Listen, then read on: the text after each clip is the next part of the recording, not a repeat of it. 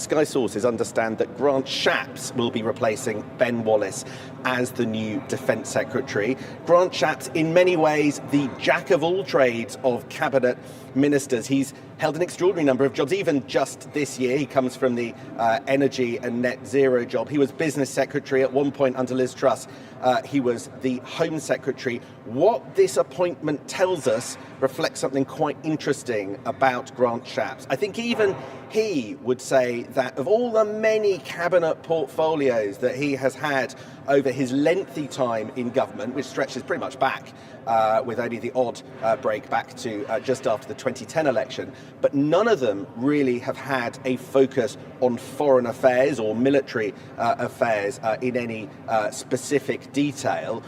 Instead, what you get by replacing Ben Wallace with Grant Shapps is somebody who first and foremost is a loyalist, but also somebody who is an excellent performer on television. If you remember back a year ago, Liz Truss sacked Grant Shapps, telling him he was one of the most effective communicators in the cabinet, but he wasn't a loyalist to her, and therefore he was out. She recanted, brought him back as Home Secretary just a couple of weeks later.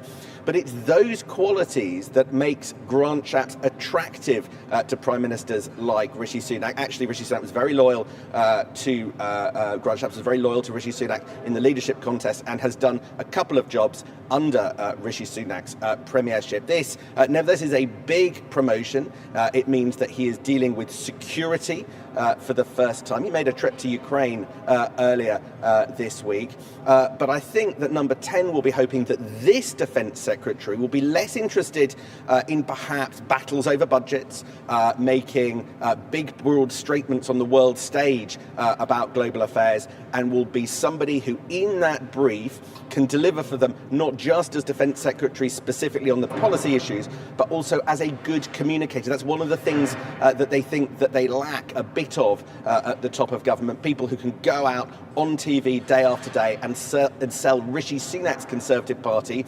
This job allows Grant Shapps to do that much more easily than the green brief of net zero he had before. It's a big promotion. It's a major moment for him as we wave goodbye to Ben Wallace, a controversial at times figure who is leaving the stage before his seat is abolished at the next general election.